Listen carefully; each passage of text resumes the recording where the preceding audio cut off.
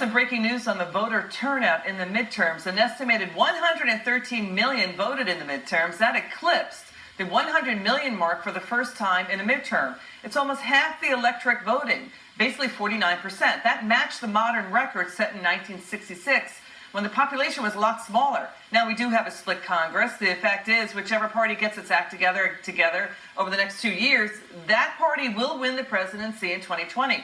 Now, compromise is needed. The suburban women voter is a big factor in this. But Nancy Pelosi just scheduled an emergency phone call with Democrats over the firing of Jeff Sessions.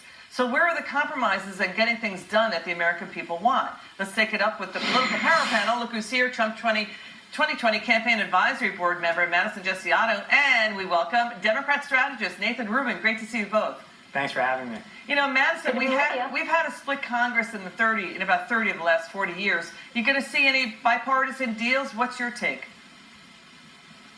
You know, I really hope that we do see bipartisan deals. As you know, Nancy came out on Tuesday saying that she does have interest in working on infrastructure and other things with the president. However, some of the things that she said leading up to Tuesday's election concerned me. One of those being, you know, it's a great arrow to have in your quiver in terms of negotiating on other subjects in reference to subpoena power. That's very concerning, the fact that she would want to leverage that. I think that shows that her and other Democrats are still focused on obstruction. They're still focused on gaining political points with their party instead of representing all their constituents. Some of them are not Democrats.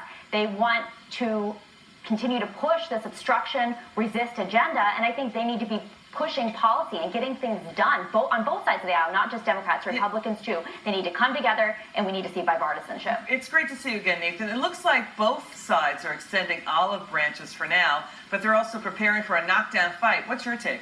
No, I actually agree with what Madison was saying, and I think, you know, if we could get back to some form of bipartisanship on some of the key issues, whether that's infrastructure or prescription drugs or other items, I think that would be a good thing for the United States. I think what we saw in the midterm elections was that the further left some of these candidates went, you know, they didn't quite make it out. So America wants some more moderation, but at the same time, the American people do want progressive policies. So they need to find a delicate balance, and Democrats need to lead on the issues, and I think that's how they can make a difference. It's interesting what you just said. I think America, according to the Post, they're basically a live and let live society out there. You know, and Madison, here's the thing.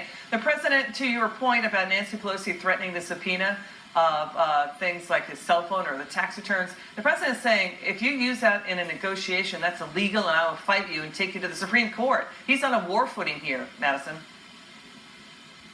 Yeah, and I would be too if I were him. I think it's absolutely inappropriate to threaten the subpoena power in that way. Again, it's not the proper use of the subpoena power, and it's something that I don't think American people will take well to. Very similar to what we saw with the Kavanaugh nomination process.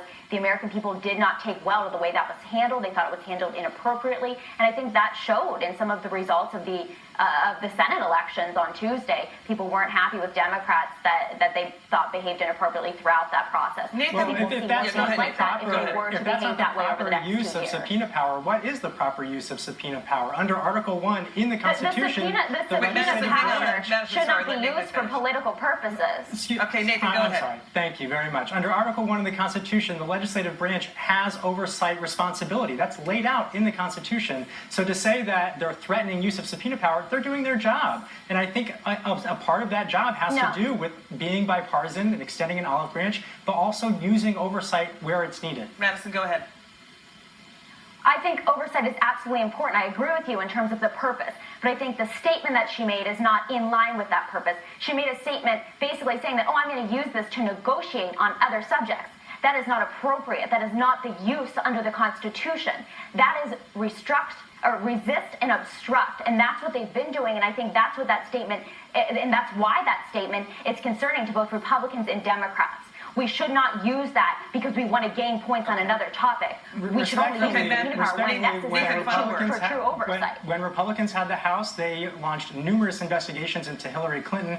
I don't think that was a proper use of subpoena power. So to your point, I think both sides do this a fair amount. That's totally different. Why? That's totally different. Oh, wait, hang on. Let me clear this up. Wait. Let me clear this up for the viewer because we have to move on. What Madison is saying is that Nancy Pelosi threatened to use the subpoena power in negotiations with Trump to get what she wants in terms of legislation. The president is saying that's illegal. Nathan, final word. I think the Democrats need to lead on the issues, but I also think they need to conduct oversight, whether that's looking into conflicts of interest in the Trump administration, looking into the failed response to Hurricane Maria in Puerto Rico, looking into the family separation policy. There are numerous areas where Democrats should conduct oversight. Madison, Nathan, you've been terrific. Thank you so much. Next Thanks, up, let's Liz. get to other headline news. Thanks, Liz. Supreme Court Justice Ruth Bader Ginsburg admitted to George Washington University Hospital this morning. The 85-year-old Supreme Court Justice